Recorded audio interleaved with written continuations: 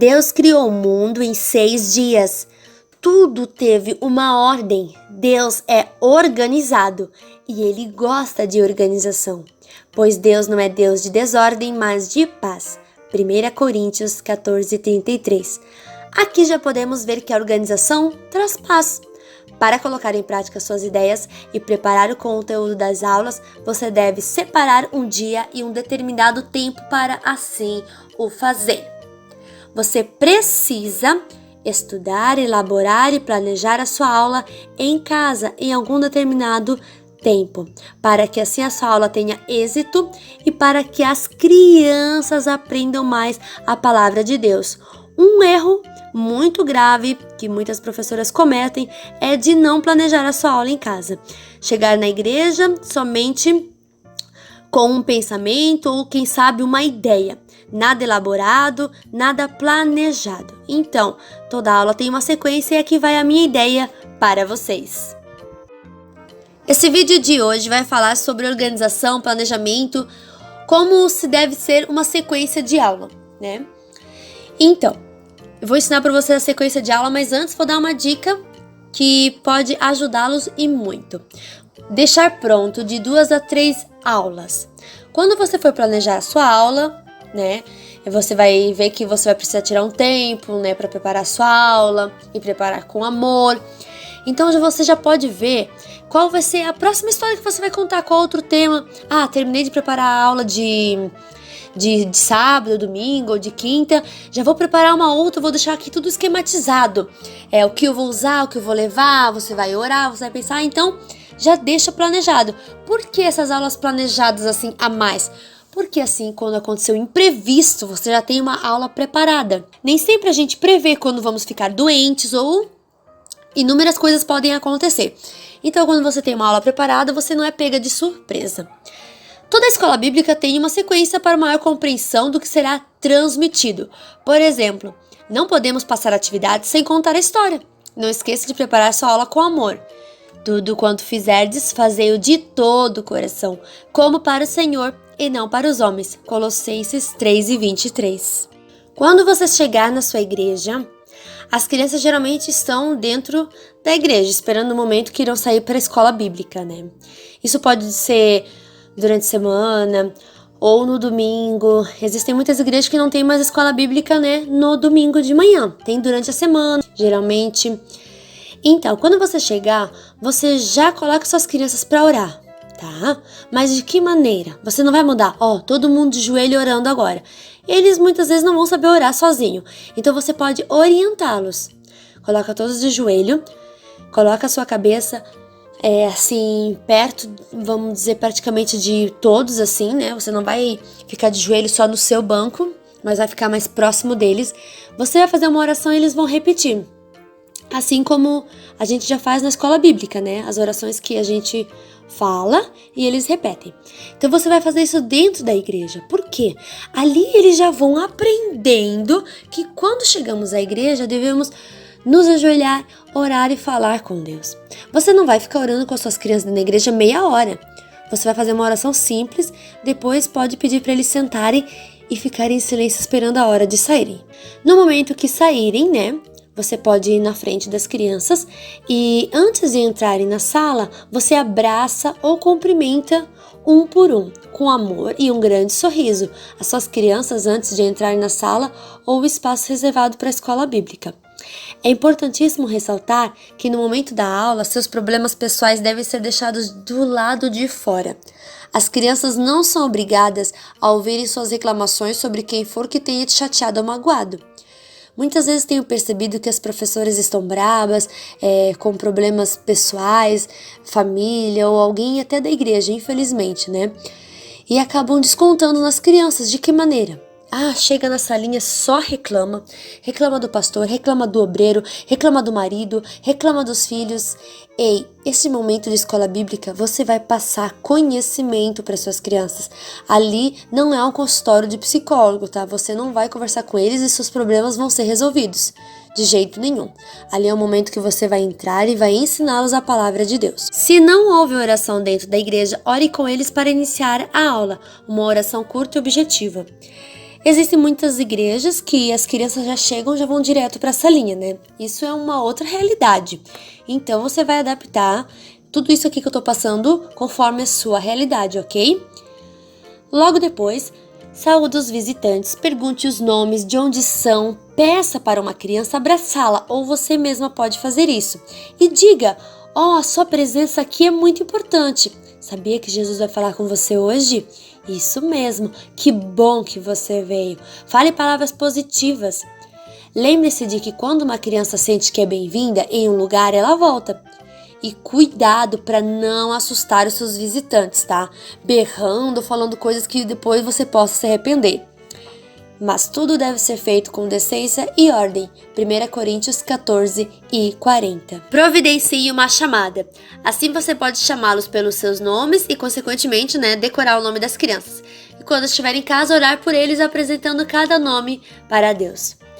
Você pode fazer crachás para eles com os nomes. Isso vai te ajudar também a decorar, tá? E para te ajudar, você pode designar 2 ajudantes, um menino, uma menina. Você vai descobrir muitos talentos e ter um auxílio para melhorar a dinâmica da aula. E para ter um controle de número de crianças, idade, data de aniversário, que é muito importante também, porque eles amam quando as pessoas cantam parabéns, eles gostam de ser parabenizados. Você pode fazer fichas de inscrição. Nada mais é que um documento onde vai conter dados pessoais da criança e da família. Isso também é muito importante, tá? Por quê? Muitas vezes a família é carente, existem famílias passando fome. Então, quando você pede os dados, você já pode pedir telefone, WhatsApp, principalmente sempre, da mãe. A não ser que seja uma criança que não tem mãe, só tenha pai. Tenha muito cuidado com isso, tá bom, pessoal? Para depois não ter falatório, muitas vezes você ser mal interpretada. Depois de saudar as crianças, fazer a chamada, você irá despertar a curiosidade deles para o que você irá falar e fazer. Como assim? Você começa dizendo sobre o que será a história. Leve um objeto diferente ou faça um som com as mãos. Uma expressão no seu rosto pode chamar muito a atenção das crianças. A entonação na sua voz. Nossa! Sua postura despertará todos para te ouvirem e fixarem seus olhos em você. Lembre-se sempre dos 3 C: confiança, convicção e carinho. Vamos lá, treinando comigo. Imagine que você está contando uma história. E Davi era um pastor de ovelhas. Ovelhas? Como faz a ovelha? Bé, bé. Professora, vai, faz comigo. Você que tá me ouvindo. Não olha pro lado não, é você mesmo, vai. Quero ouvir. Que ovelha bonita. Vamos lá. Agora, fala comigo assim. Ele era forte e corajoso. Vamos, professora, animação? Isso, forte e corajoso. Você deve colocar entonação na sua voz. O seu rosto deve expressar aquilo que você quer contar para eles. E agora vamos falar sobre os 3 C. Os 3 C são convicção, opinião firme a respeito de algo com base em provas. Você vai contar uma história, você vai tirar essa história de onde? Da Bíblia. Que base você vai usar? A Bíblia. Então, você tem provas que essa história aconteceu e que foi contada por Jesus, porque está na Bíblia. Você tem que estudar a história em casa para chegar lá e ter convicção do que você vai falar. Porque eu poderia falar para vocês aqui muitos temas que eu sei, mas quando eu vou falar sobre um tema que eu não sei, eu preciso estudar. Outro C é confiança. Sinceridade, lealdade, competência, passar confiança para as crianças. Quando elas te ouvirem, elas saberem que aquela história é real e que aquilo que você for falar para ela pode mudá-la para sempre. O carinho, manifestação delicada de amor, sempre falar com carinho. Cuidado para que essa entonação na voz não seja firme a ponto de assustá-los ou de causar um desconforto neles. Por exemplo, ô João, faz favor, né? Assusta, não assusta?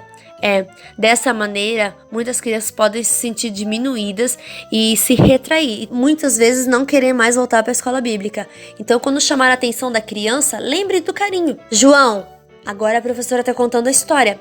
Depois eu vou fazer algumas perguntas. Se você souber responder, vai ter uma surpresa no final da aula. Que tal? O que tu acha? Legal, né?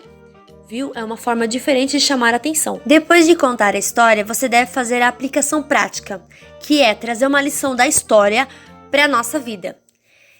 Tem mais dicas no meu vídeo do YouTube de plano de aula, que é o que vocês já devem ter assistido ou assistiram, porque eu coloquei o link aqui em algum lugar. Davi foi valente e enfrentou o gigante. Hoje em dia, temos muitos gigantes que tentam nos parar. O medo de ficar sozinho, de não conseguir conquistar algo importante. Existem muitas aplicações práticas que você pode trazer para a nossa realidade. Após essa aplicação prática, você ministra sobre as crianças, que Deus está de braços abertos para nos ajudar a superar nossos medos, nos perdoar e que quando dependemos dele, ele sempre nos socorre quando clamamos por ele. Pedi e dá-se-vos-á, buscai e achareis, batei e abrir-se-vos-á, porque qualquer que pede recebe, e quem busca acha, e a quem bate abrir-se-lhe-á. Lucas 11, versículo 9 e 10. Aqui você não vai usar estas palavras, tá? Em todas as suas aulas. Se você for contar uma história, vou dar um exemplo, né? De Caim e Abel. O que aconteceu entre Caim e Abel? Houve inveja. Então, que aplicação prática você vai trazer para os nossos dias de hoje? Que quando temos inveja do nosso irmão, nunca acaba bem, que devemos respeitar o nosso amigo. Após essa parte de ministração, que é logo depois da história, você vai falar sobre o plano da salvação. Sim, em todas as aulas. Nunca deixe passar uma oportunidade de falar sobre o plano da salvação. Que é o quê? Falar para as crianças que existe um céu, que lá não entra pecado e que o pecado já vem de lá do início do mundo e que quando aceitamos Jesus no nosso coração, ele limpa os nossos pecados e nós podemos ter essa oportunidade de nos voltarmos para Deus e de ir morar no céu. Mas que enquanto estamos aqui na terra devemos ler a Bíblia, ir à igreja, falar de Jesus e todas essas coisas que vocês já sabem ou se não sabem, procurem saber sobre o plano da salvação. Não existe outra maneira para morar no céu e chegar até Deus, somente por Jesus. Em João 14 e 6 diz: Disse-lhe Jesus, eu sou o caminho, a verdade e a vida. Ninguém vai ao Pai senão por mim. Ou ninguém vem ao Pai senão por mim. Eu sou a porta, se alguém entrar por mim, salvar-se-á. João 10 e 9. E se com a tua boca confessares ao Senhor Jesus e em teu coração creres que Deus o ressuscitou dentre os mortos, serás salvo. Romanos 10 e 9. Todos esses versículos falam sobre a mesma coisa. Não existe outra maneira de chegarmos até Deus, somente por Jesus. Se não aceitarmos como nosso Salvador, aqui a palavra é bem específica, ela é muito clara. Nós temos que confessar. Ah, mas as crianças precisam confessar, aceitar Jesus. Sim, precisam aceitar Jesus. Precisam confessar que são pecadoras. Pedir para Deus escrever seus nomes no livro da vida. Limpar o seu coração. Tirar todo o pecado que lhe aprisiona. E que a partir daquela data ali eles vão ter uma vida diferente com Deus. Todas as aulas, faça isso. Porque você não sabe se as suas crianças voltarão, se os visitantes um dia voltarão e a oportunidade vai passar. Então, não deixe a oportunidade passar. Após a oração, para encerrar, né? Depois que você já perguntou se alguém quer aceitar Jesus, você já orou com eles, né? Ali para fechar essa parte de história, ministração. Você vai fazer o quê? Todos já estão em pé. Você vai cantar louvores com eles que falem da história contada. Você contou sobre a história da criação. Procure no YouTube. Tem muitos hinos sobre a criação. Mas, por favor, ouçam em casa, tá? Nada de chegar lá, não saber a música, não saber um gesto. E muitas vezes os hinos não falam sobre Deus, tá? Muitas vezes os hinos são uma farsa. Você acha que é evangélico e não é. Então, sempre ouça a música em casa antes de levar para a igreja. Ok? Depois você pode oferecer o lanche ou jantar para as crianças, ou caso não tenha lanche, você pode fazer as atividades que ajudarão a fixar e compreender melhor a história contada. Quando eu digo jantar, é porque existem muitas igrejas que oferecem realmente um lanche ou jantar para as crianças após a escola bíblica. São igrejas que têm condições e quem dera todas as igrejas, né, pudessem fazer isso. Às vezes a criança não vai jantar em casa, não tem comida, passa fome. Essa é a realidade de muitas igrejas, sim. Então a igreja pode contribuir com o jantar para as crianças depois da escola bíblica. Você tem que tomar muito cuidado com os menores, tá?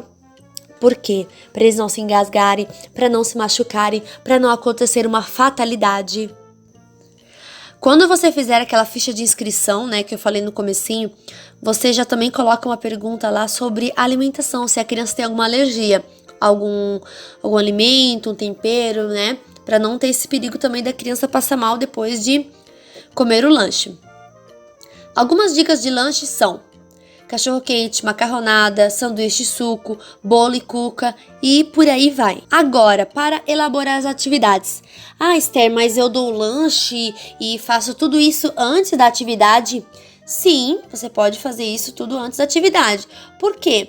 A parte da administração é importante, a parte do lanche, quando, né, você pode oferecer na sua igreja lanche, é muito importante. Então, a atividade é caso você consiga fazer. Se não tiver como fazer, não deu tempo, não tem problema, tá? Eu tenho certeza que as crianças já sairão dali abençoadíssimas. Mas vamos lá para as atividades. Para elaborar, você deve pensar na idade de suas crianças. E é claro que a gente não consegue prever, né, sobre os visitantes. Mas você já deve saber se na sua igreja tem mais crianças com 5 anos que não sabem ler ou com 10 para cima que já sabem ler. Caso a sua sala seja mesclada, né, as salas heterogêneas, prepare 2 atividades.